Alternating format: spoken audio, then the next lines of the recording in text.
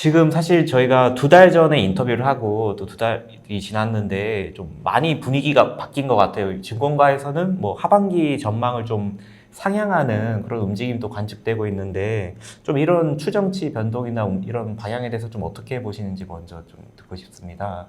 근데 주식시장이 계속 강세 기조를 보이고 있기 때문에 모든 전망이 좀 긍정적으로 바뀌고 있고요. 원래 시장이 때로는 잘못된 신호를 보낼 수도 있지만 대체로는 이제 시장이 이렇게 약하게 봤는데 강하다 이러면 뭔가가 우리 옛날에 그런 속담이 있지 않습니까? 시장은 다 알고 있다.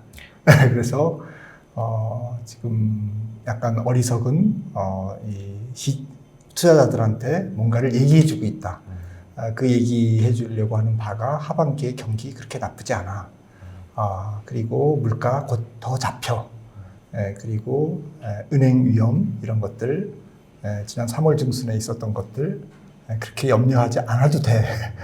이런 쪽에서 이제 약간 긍정적인 그런 것들이 시장을 지금 설명하는 가장 큰 요인이고, 그렇게 또 분석가들은 이제 좀 전망이 이런 어렵게 봤던 하반기에 물가도 잘 안 잡히고 경기는 좀 전저점을 테스트할 거고 은행 문제는 더 불거질 거고 이런 그 주가를 억누르는 요인들이 조금 이제 잘못 봤다. 하반기에는 막상 그렇게 나쁘지 않다라는 것을 조금 그런 쪽으로 지금 약간 수정하는 그런 분위기인데요. 제 생각에는 모르겠습니다. 좀 둘 다 맞지만 시장이 너무 이제 과열적으로 가면서 조금 너무 긍정적인 전망이 일색인 것은 좀 조심해야 된다라는 의견입니다. 전저점 테스트 같은 네. 상황이 안 펼쳐질 수 있을지에 대해. 네, 저는 결론적으로는 전저점 지난번에도 출연했을 때 말씀드렸듯이 하반기에 조금 전저점 그러니까 S&P 500 기준으로는 한 3,700, 800 그리고 코스피 기준으로는 한 2,300 정도는 이제 좀 2,300, 400 정도까지는 내려갈 수 있다. 이렇게 좀 보고 있는데 그 확률이 한 60%에서 70% 정도 된다고 보고 있고요. 나머지 이제 큰 조정 없이 상고하고 네, 하반기에도 계속 달려서 코스피도 한 2,800에서 이제 3,000까지 내다보는 S&P 500도 이제 4,500을 넘어서 6, 700. 그러니까 정말 4,800이 고점이었는데 그 정도를 바라보는 그야말로 이제 상고하고로 가려면 어떤 조건이 필요한가라고 생각을 해보면 고민을 많이 했습니다. 그랬더니 지금부터 계속 과열을 보이면 그냥 갈 것 같아요. 여름에. 그리고 일단 가고 그 다음에 조정 장면이 나오는 거죠. 그러니까 과열을 부를 거다. 그러니까 시장은 사실 예측한 대로 잘 안 되는 이유가 많은 사람들이 모여서 플레이를 하기 때문에 이게 심리 게임 비슷하잖아요. 또 벤자민 그레이엄이 얘기했듯이 마켓은 주식시장은 단기적으로는 투표소 같다. 보팅 머신이라고 그랬잖아요. 그러니까 사실은 사람들이 막 미인 투표를 하는데 너도 나도 미인 투표를 해서 시가총액 상위 종목 우리나라 같은 경우는 반도체, 하이닉스, 삼성전자 이런 데 플레이를 하면 지수는 계속 올라가는 겁니다. 근데 이게 과열이다 아니다라는 것에 대해서는 사실은 이 한 복판에서는 사실 사람들이 이성적으로 뭔가를 판단하기는 지나고 나서 보면 사실 어렵습니다. 그러니까 이제 두 가지 중에 하나죠. 만약에 썸머랠리하고 이제 가을 초입까지 그냥 달린다. 그거는 이제 과열로 가는 이제 그런 상황이기 때문에 그 다음에 매크로 환경이나 연준의 통화 정책에 대한 기대감으로 조금 낙폭이 결정된다라고 이제 말씀을 드린 거고요. 그런데 이제 만약에 이제 그게 아니고 그 썸머랠리가 없고 지금부터 이제 시장이 너무 과열이니까 이제 좀 후속 매수세도 잘 안 붙고 그러면서 주가가 버티다가 이제 계속 밀리는 거죠. 그래서 S&P도 아니나 다를까 지금이 고점, 일단 상반기 고점이 당분간 고점. 그러면서 이제 가을, 겨울 언저리까지 계속 조정을 보이는 그런 케이스는 조금 주가 낙폭이 적을 것 같아요. 그 케이스는.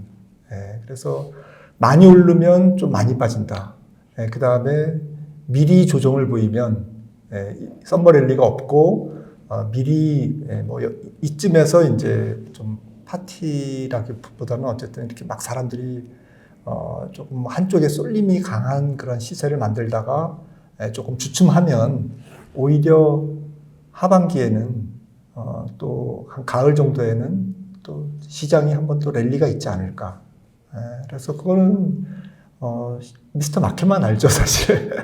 그러니까 조사 못 삽니다, 사실은. 많이 오르면 그 다음에 조정을 보이고. 결국에는 어떤 자리로 간다는. 그러면 뭐 이렇게 질문하실 수도 있을 것 같아요. 왜 박사님은 그냥 그렇게 부정적, 약간 보수적으로만 보십니까? 그거는 이코노미스트이기 때문에 그런 것 같아요. 그러니까 하반기에 경기 사이클이 저는 둔화 사이클이다. 그리고 앞서 이제 모두에서 우리 말씀 나눴듯이 내년도 경기도 회복이 아니라 올해와 마찬가지로 바닥에서 그냥 왔다 갔다 하는 거다. 그러면 위험자산, 대표적인 기업을 기초자산으로 한 위험자산인 주식의 값이 대세 상승으로 가는 자리는 아니다라는 거죠. 지금이. 최근에 AI 열풍이 불고 있고 사실 주식 투자자들 입장에서는 말씀해 주신 것처럼 많이 올랐다는데 남 얘기 같은 분들이 많잖아요. 또 사실 그분들 입장에서는 이거 어떻게 해야 되지? 약간 그런 고민도 많아질 것 같은데 사실 뭐 이코노미스트님께서도 완전히 그냥 주식을 떠나야 된다는 그런 건 아니신 거고 지난번에도 뭐 50% 정도는 그래도 뭐 항상 갖고 있는 게 좀 괜찮다는 입장이신데 좀 그 정도 수준이라고 할 때 좀 이런 요즘과 같은 때는 좀 어떻게 좀 대처하는 게 맞을까요?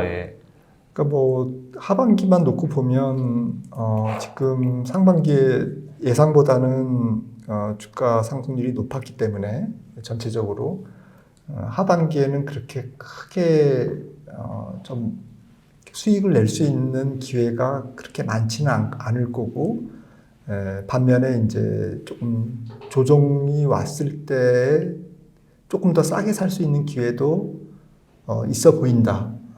이제 이런 거를 종합해 보면 사람마다 다르고 이제 자금의 성격마다 다르겠지만 저는 이제 극단적 자산 배분보다는 주식은 항상 일상적으로 전체 금융 자산을 100으로 했을 때 주식은 50% 정도는 무조건 가져간다라는 원칙을 갖고 있고요.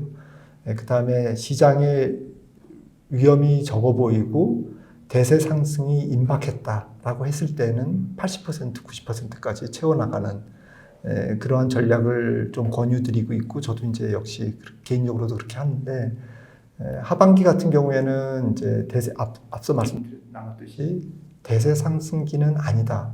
그리고 하방 압력을 조금 받을 수 있다라고 생각한다면 주식 비중 한 60%에서 좀 순환매에 동참할 수 있는 업종이나 종목군 중심으로 그런 ETF나 종목 중심으로 주식을 한 60% 정도만 채우고 한 40% 정도는 이제 조금 현금성 자산 내지는 뭐 단기 채권 이런 쪽으로 저는 운영하는 게 현명하지 않을까.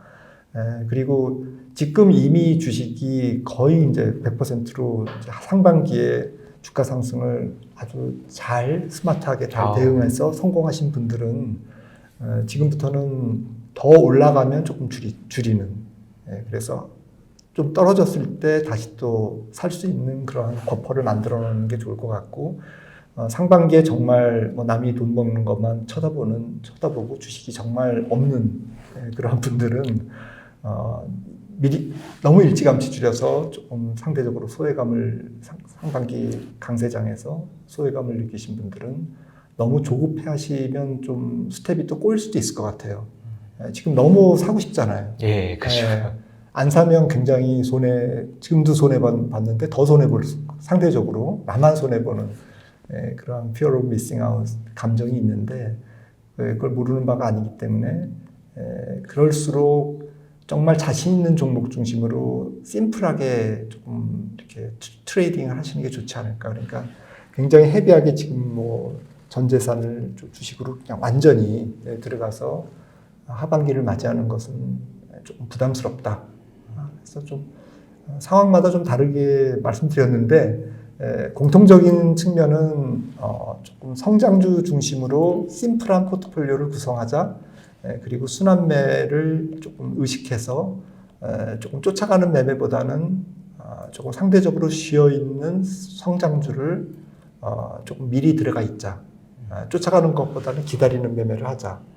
전체적으로는 주식 비중 너무 높게 가져가지는 말자. 이렇게 정리할 수 있겠습니다. 근데 쉬어있는 성장주라고 하면 좀 어떤 바로바로 떠오르는 성장주들 다 약간 좀 많이 떠 있는 것 같아요. 많이 떠 있죠. 그치? 성장주니까 많이 떠 있고 누구나 다 좋아하니까 떠 있는데, 그러니까 좀 기술적으로 너무 과열 상태에 있지 않는.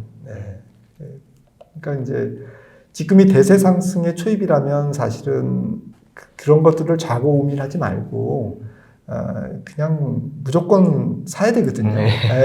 무조건 주식을 꾹꾹 눌러서 들고 가고 좋아 보이는 성장주 PER 높은 것들을 또 대담하게 조금 더 이렇게 공격적으로 사야 되는 건데, 그런 플레이는 하지 말자라는 거죠. 전체적으로 월봉상으로 많이 올라가 있죠. 성장주들. 뭐 어떤 성장주든 간에. 그래도 좀 주봉이 조정을 보였다든지 일봉이 조정을 보였다든지 이런 종목들을 찾아서 그래도 좀 그런 순환매를 동참하자라는 그런 의미로 해석하시면 좋겠습니다. 그런 거는 이제 앞서서 초반에 말씀해 주셨던, 예를 들면 뭐 AI 관련된 것도 있겠고, 아니면 그 K 컨텐츠 약간 뭐 그런 것도 있고, 뭐 방산 뭐 그렇게 앞서서 쭉 말씀해 주신 좀 그런 좀 시장에 관심을 많이 받는 것들 중에서 좀 조정받는 분위기가 있으면 그럴 때 좀 한 번씩 2차 전지도 있고 신재생도 있고 비중을 해치지 않는 선에서 소재 부품 장비라든지 이런 것들의 PER 이렇게 높지 않은, 그러면서 이제 수주 계속 꽂히는, 수주가 계속 늘어나는 그런 소재 부품 장비주들도 많거든요. 그런 똘똘한 이런 소재 부품 장비주들, 전체적으로는 좀 중소형주가 좀 저평가되어 있지 않을까, 않나 이렇게 생각을 합니다. 저는 섹터 애널리스트는 아니지만.